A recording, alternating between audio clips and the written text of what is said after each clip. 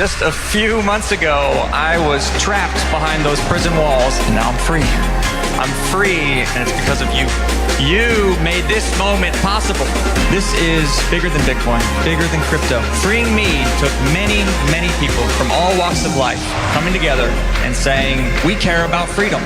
And keeping somebody like Ross in a cage until he dies is a threat to freedom itself. So let it be known that Donald Trump is a man of his word.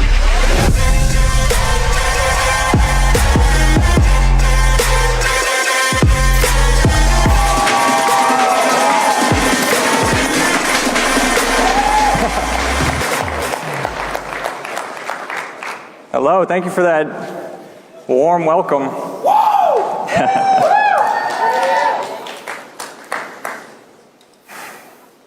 President Trump had a profound and deeply personal impact on me and my life. He gave me my freedom, and for that I will always be grateful to him.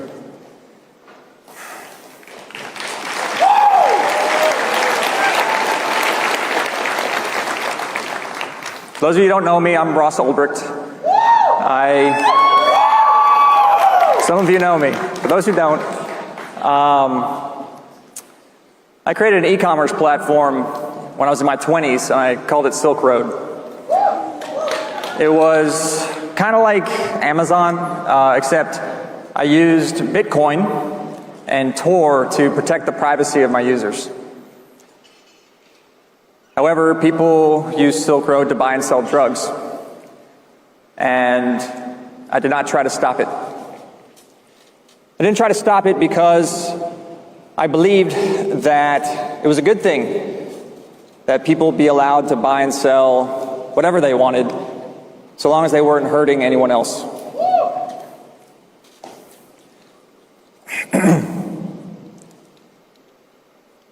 I thought I was giving people freedom.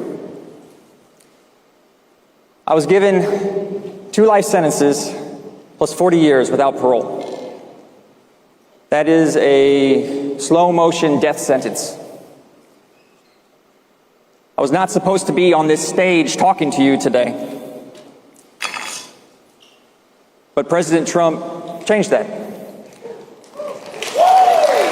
He changed that. On his first full day in office, he pardoned me. He wiped the slate clean, and he let me out of prison.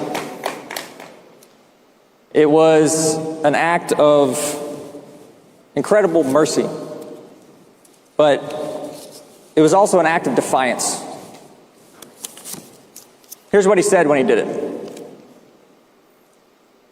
The scum that worked to convict Ross were some of the same lunatics who were involved in the modern-day weaponization of the government against me. So the people who went after me are the same people that weaponized the government against him. Let me tell you, having the most powerful organization in the world, the U.S. federal government, weaponized against me was terrifying and brutal. And I don't know how I got through it, but somehow, with the help of a lot of people, my family and I made it through. And I want you to understand that by voting for Trump, those of you that did, you helped him win the election. And by helping him win the election, you also played a role in me getting my freedom back. So, thank you. Thank you.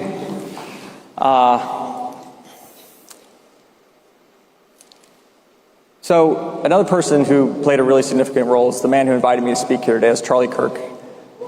He advocated for me behind the scenes and in public, so a big thank you to him as well.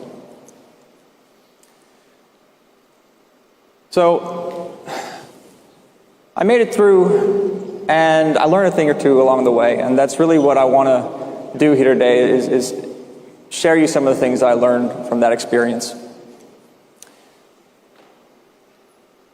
So, because I sat behind a computer screen when I broke the law, I was sealed off in this kind of sanitary bubble. Nothing bad could get through to me. And I hid what I was doing from the people in my life because I didn't want to get in trouble. So I had no one to give me critical feedback, to question what I was doing.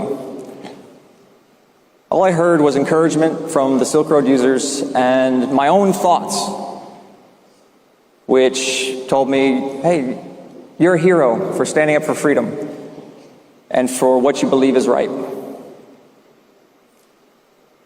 I was never exposed to the terrible consequences of addiction and the negative effects that rippled out from Silk Road into the world.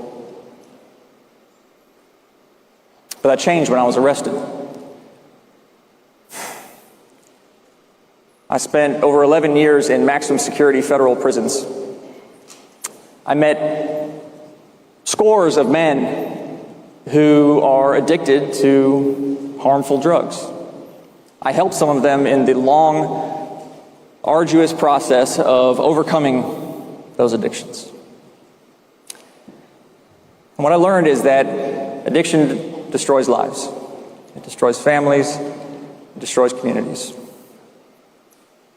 And I see now that equating drug use and freedom is hopelessly naive. And here's why. Someone who's addicted to drugs, their neurochemistry is hijacked. They're not free. They are hopelessly enslaved in the most pernicious way imaginable. Imagine this. Imagine there's a button. Imagine there's a button right here on this stage, on this podium. And if I push that button, it will eliminate all drugs from our world. It will make them chemically impossible to exist, gone forever. Imagine that. Would you push that button? Yes. I believe that I would push the button.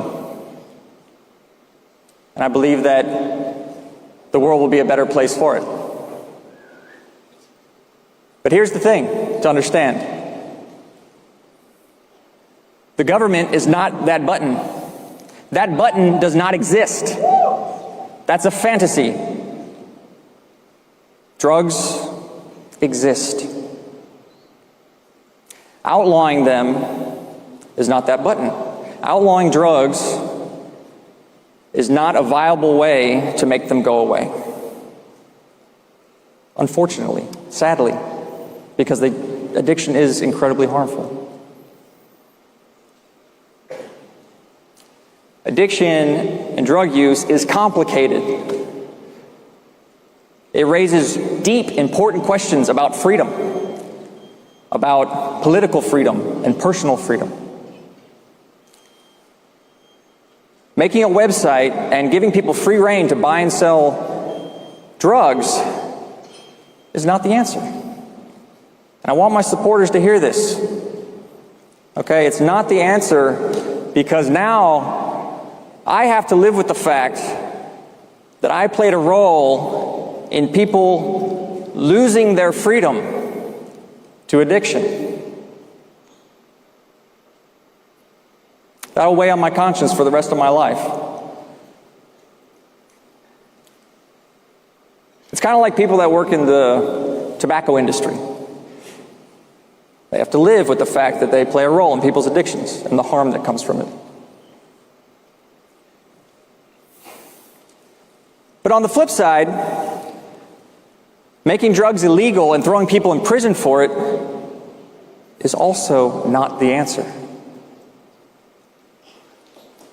It's not. We've been trying it for a long time. We're getting the answer wrong.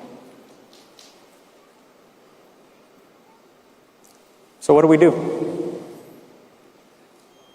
It's complicated, right?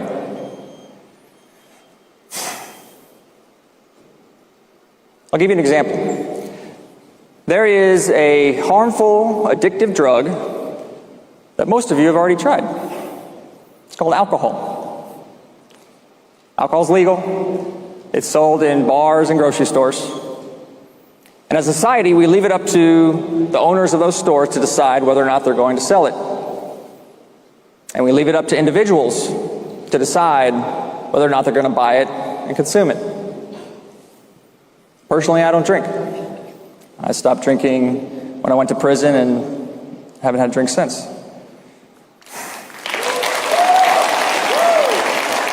Just a personal choice. I think it's a good one.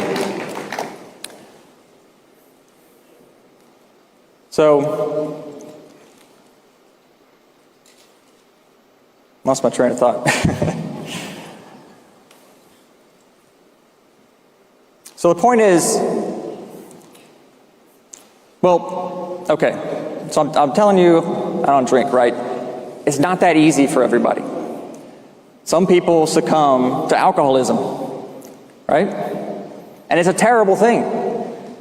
Alcohol can tear apart marriages and families as surely as any other drug. And we have churches and AA and rehab to help people with that problem. But alcohol exists.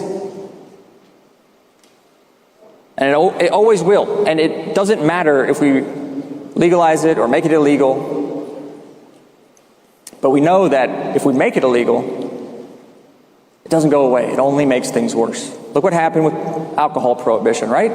Earlier last century. People kept drinking, but it also led to organized crime and violence. Those are awful. Those are terrible things.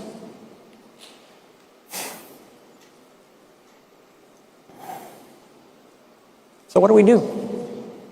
Keep coming back to this question. It's complicated. What do we do? Take tobacco, nicotine.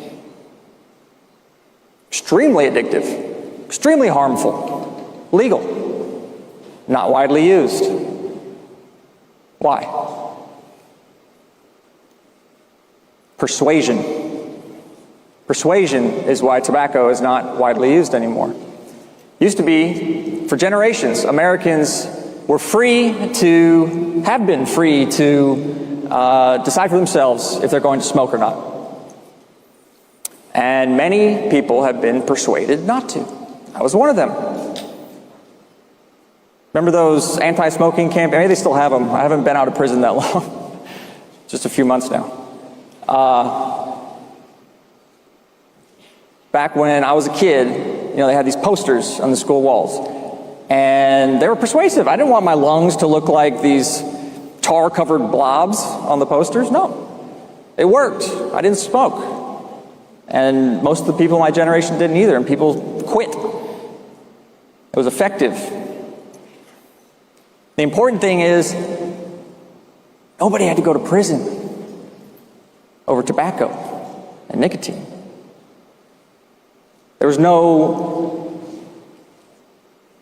cigarette mob. There's no nicotine cartel. There's no blood in the streets over cigars and dip. It was just peaceful persuasion.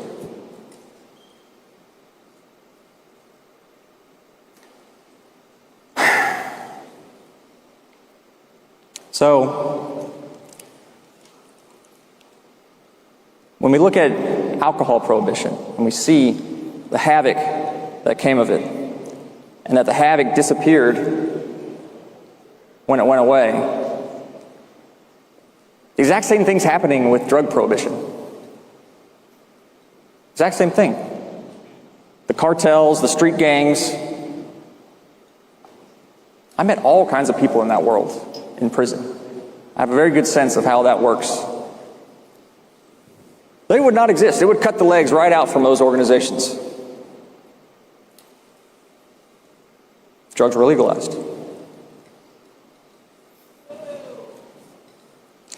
I'm here to tell you the truth, not necessarily what you want to hear.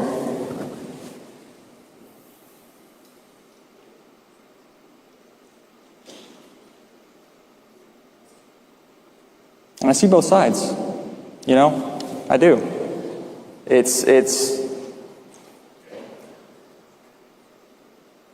You want to make it go away. You want to push the button. You want to say, make it stop, make it stop. Stop all this bad stuff. And the sad truth is, by pressing that button over and over, you're just making more bad stuff.